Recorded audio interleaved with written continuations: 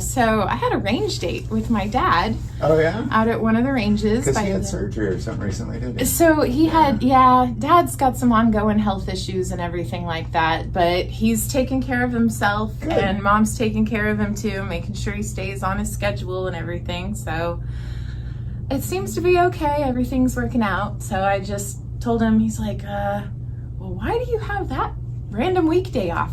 Because I get a floating weekday off. So I got the day off. Let's go to the range. So we hit up Parma Woods. Where's that at? So that is up north by Parkville, and that is one of the ranges that is run by the Missouri Department of Conservation. Interesting. It's a beautiful facility. I didn't know that was up there. I love Parkville too. Oh my gosh. It's kind of tucked away and hidden. You take a nice little scenic drive to get there. And then you've got the beautiful conservation range. You've got really awesome staff there, very helpful, and some cool people too. So we were there on the firing line. My dad took his new Kimber 1911 Night Star and 45 ACP. Nice. I hope I said that right. That's just a full-size 1911 black finish on it and everything. And so he's still working on the break-in period through that one. I think we only did maybe 125 rounds through that. I shot the BFR. Nice. In 30-30. Oh my gosh. It was just bliss and joy. I think we only put like 23 to 27 rounds through that. Was that yours or his? That is my dad's. Both of those two firearms are dad's guns. So at some point they will pass down in the family and they will become me and my brother's. Nice. And so we'll probably do the same thing we do now. The person that shoots them the best gets to keep possession of them, and the other one gets free visits whenever they want. So nice, okay. So my brother's gonna wind up with a lot of guns. He can outshoot me in a lot of stuff. Oh. So I get so is that how you decide who gets them? Is you got to outshoot? I guess, hey, because like lay a gun on the table, whoever can outshoot the other gets it? So I did learn. I feel like you'll get more guns than you think you might. No. Other people have a way of surprising you. But I did learn while working at the range that you can rent out a firearm to 10 different people, and one person with that one serial number can't miss the same ragged hole in the paper, and then about one or two of those people will not hit the broadside of the barn. Everybody else will fall somewhere in the middle. Great. But you never know until you get your hands on it and what ammunition it runs and everything. And switching back and forth between firearms, definitely they're each unique and different. Not to say that anything's worse or better than the other, but in addition to Dad's guns that we took out, we also took out 2 of my guns. And I got a little ambitious. I took 1,000 rounds of 9mm to the range. Okay. And Dad's like, ambitious. Dad's like, what is going on? You're taking all that? I'm like, yeah, we're gonna put a dent in this. So we did. In addition to the 45 ACP that we ran, about 125 rounds, the 30-30 that we ran, then we ran 500 rounds of 9mm. Through the Wesson DWX. Nice. What'd you think? It's pretty accurate, isn't it? That gun was so much fun. It was outrageous. And my favorite part was loading the mags and sitting there behind my dad, and he'd unload a mag and go, all right, your turn. I go, oh no, here's another full mag. Keep going. Keep on going. And he's like, just drilling the targets. I was so proud of him. He did fantastic with his own guns, like absolutely amazing. His targets, I was impressed, and I'm very proud of him. And then he got his hands on my guns, and he did better with my guns than he did with his own guns. So Dan WX or Dan Wesson DWX, I don't know what it is. I think it's because it's got that CZ grip combined with it's just so darn accurate. It was so great comfortable. Trigger. I mean, it's so just shoots really nice. I nice. Definitely have an affinity for the straight pull single action triggers. So the 1911 trigger, that Dan Wesson DWX trigger, still that same single action, and it is so nice. So we had a lot of fun with the guns, had a lot of cleaning to do afterwards. Sure. I mean, surprisingly, my 9mm were not that dirty. For 500 rounds through between two of them, Nice ammo. Yeah. it was, yeah. So right now, 9mm ammo is still pretty inexpensive.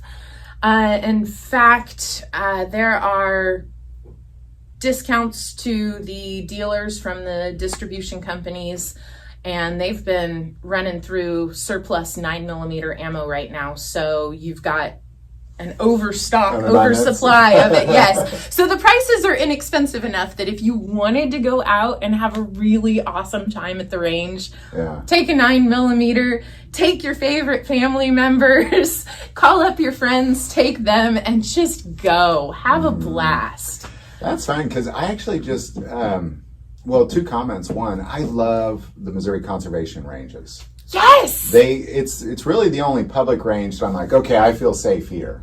Because the way they run those, they run a tight ship. Yes, they do. And they do a really good job. Like, if anybody's fooling around, they're booted within about 5 seconds. Yeah, that is one thing I will tell you. Nobody on the day that I went was misbehaving or acting out or anything like that or had any issues. But yes, you do have range officers on site. And if you are randomly walking around the range and turn around with a handgun to talk to someone behind you, they will really, comes over the loudspeaker, you're shamed in front of the entire firing line. Place. Yeah. Yes. Yeah. Everybody walking in can hear you. Everybody leaving can hear you. So it's kind of, my dad's been with some friends of his that's happened to, and he's like, this was so great. I didn't get yelled at this time. I know, it's kind of intimidating, actually. Oh, it really is. Yeah. Nobody knows. They will yell at you big time. Oh, they will. Yeah. But I get it. I'm glad they do. I totally understand, and I'm happy that they do too. Yeah. It is just that nice reminder, hey, watch your muzzle. We have these rules for a reason. Please follow them, or please take your business elsewhere. Yeah. And that's cool. That's so cool. So I got to go to the range this week too. What did you take? So I didn't have, so I had a Taurus, the GX4. Ooh. Which was fine. I just was doing a review of it. It was a great one. And you've owned multiple Tauruses now in that small polymer frame, semi-auto, double stack magazine, and a 9mm. I think they have the Taurus G2, G2C. Yes, and now the G4. It was called something else originally. It was called like the G. It was called the PT111 G2 Millennium Pro. That's right. That's right. Because I think I did have a PT111. So originally. yeah. So it has been through multiple iterations, and probably more before that. But that was before my time in the industry. So now that you're on review number 4 or 5 of their tiny little, do you remember enough about all of them to absolutely. compare? So there was also the slim one. It was called like the single stack G2S. Yeah, thanks. Yeah. So I had that one too. I've had 2 of those. I've always liked them. I always appreciated their prices. And as a matter of fact, the GX4, when I do a review of it, I'm going to title it something like the best micro compact for the money, because it is. I thought it shot just as great as a Sig P365, just as great. That's awesome. Same size, same everything. just one says Sig, one says Taurus. So I don't know. I mean, and it's half the price, almost half the price. Yeah. So I liked it. There are options at every price point for every budget, and I'd say explore them all. Absolutely. Sometimes it's surprising that a more inexpensive version will kind of outdo the higher priced competition. Canic. I still have yet to get a Canic yet. Maybe that'll be my next one. Danger zone. You're gonna be smitten. Am I? Okay. Yes, they're pretty nice. They don't suck. They don't suck. No. The other one I got to shoot, I was very excited about. I found it at a gun store in the Ozarks, but it was the Sig P250. The double action only one. Yes. That was like the precursor to the 320. Uh-huh. I love that gun. It's got the best double action trigger I've ever fired in my life. It's got, and this one I got in 40 Smith & Wesson, so it's really kind of just a handgun to carry in the woods, you know, is what it is. But I love that thing. I just love it. It's fun to shoot again. But the best gun I shot, because I brought down a CZ 452 Ultralux in 22 LR.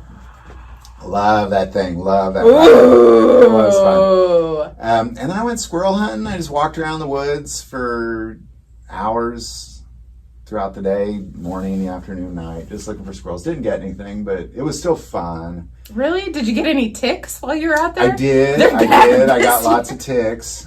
They are really bad this year. They're so bad. I feel like I'm one with the ticks after growing up in Missouri. Like I swear, I can walk through the woods, because I've gotten seed ticks like 5 or 6 times, and every time I get them, at some point I think to myself, should I go to the emergency room? You know, because they're just all over you, little micro things. But I can walk through the woods and I'll be like, all right, they're here. Like, I know they're there. Yes. I don't know what it is, but then they like me. They like everybody, very much so. Man, they sure do. It was brutal. The first year I've ever found them in my yard, crawling on me. Yes, they're in my yard. Okay, so Benjamin goes with me everywhere, but the other 2 dogs don't ever leave the yard, and they have ticks. They have more ticks than Benjamin has. Yeah. Yeah. It's pretty surprising. Yeah. Well, you know, my yard also has a lot of squirrels. It has deer, has raccoons, it has possums, it has everything else. Yeah. So, I mean, I need some neighborhood chickens running around to clear up all What these are those ticks. little duck/chicken looking things that people get that eat ticks? The little guineas? Guineas, yeah. Yeah. Should let go of those in the neighborhood. They're not very bright, and they are food for larger predators. That's all right. Just let them go. Like 20, I'm just like, enjoy. Let them go. And when the neighbors ask, like, where'd these come from? Just like, I don't know. The hawks brought them in. The hawks brought them in. They didn't want to eat them. They just dropped them here. They're starting their very own Tyson chicken farm in the neighborhood. I thought about releasing guineas on my land. Like, just buy like 20 or 40 of them and just like, enjoy. There's Live here. There's rules against letting those things go in city limits, I'm sure. So please, you know. Well, I know, I'm sure the neighborhood association frowns on them too, but you could always claim I have no idea where these things came from. They just appeared. They just showed up one day. I think Bob brought them. I've never been Down the the Tractor road. Supply. Well, hey, I do have a customer named Bob who is building a chicken Bob coop. too, who's wonderful. Hey, the Bobs are great. They are great. For sure. Well, hey, we got some mail. Do you want to do Yeah, mail? open it up. Viewer mail? Viewer mail. Viewer mail. All right, we got a nice note. Thank you for putting into word what I felt but didn't want to believe about the church. Nice. From Dan Stevie. Dylan Stevie. Thanks, Very Dylan. good. If you need a handyman, screenshot. Ta-da! This is always fun. Feels like a book. I think you're probably correct. Thank you. Don't hurt yourself, pretty please. Yeah, I was putting up ceiling tile and I cut off the tip of my thumb. Oh my gosh, on purpose or on accident? No, I was cutting. You know, like when you start to get tired, you don't think, you start to lose track of what you're doing. And this is from Lauren Hackred from Merced, California.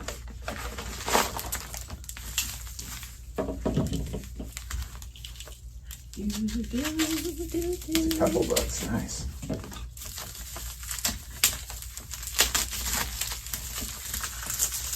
So fun that people mail stuff here. Isn't it? Yeah, it's cool. I think it's amazing. Because people have asked me, and I apologize for that, by the way. You also have a letter.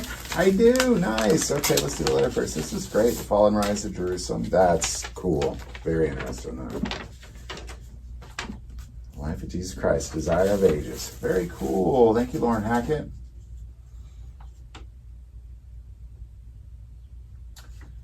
All right, that's so sweet. I am continually So impressed and grateful for the kindness of the viewers.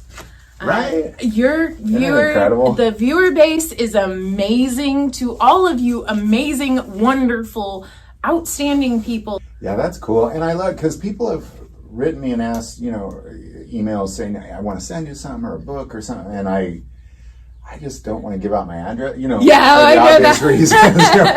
But that's my only mailing address. That's all I got. Yeah. So I do appreciate that you accept these here. And that's really nice. Don't mind at all. It's nice that everybody sends stuff here. I don't mind. Oh, well, good. I do appreciate it. I'm sorry for that. You don't mind. Don't apologize. If people want to be nice, let them be nice. Amen to that one. That's good. There's nothing wrong with that. All right, well, gosh, Maggie, this is fun. This is good stuff. I'm glad you got to go out and shoot. That Dan Wesson's nice. I'm glad I got to go out and shoot. I think I would be a little bit jealous. Yes. That's so fun. Get out and shoot. Everybody get out and shoot more. Yes, please do. While the ammo's cheap. Yeah. Yes. Because even like shooting that 40, gosh, I mean, even down in the Ozarks, the little store there, it's like, this is very affordable. It's very affordable. Okay. It's nice. It's not going to be like 2010 pricing. It's not going to be like 2019 pricing. It's nowhere near as bad as 2020 and 2021 pricing. But it's no 1965 pricing on ammo either. So that's fantastic. Just keep that in mind. All right. Well, gosh, Maggie, thank you so much for all this. This is good. Enjoy the range days. Do that more. Get out with your dad more. That's good stuff. Heck yes. I'm going to intend on doing that for sure. Absolutely. Well, we'll just keep talking. Sounds good. Until then, we'll see everybody next time. All right. Bye-bye. Bye, Internet.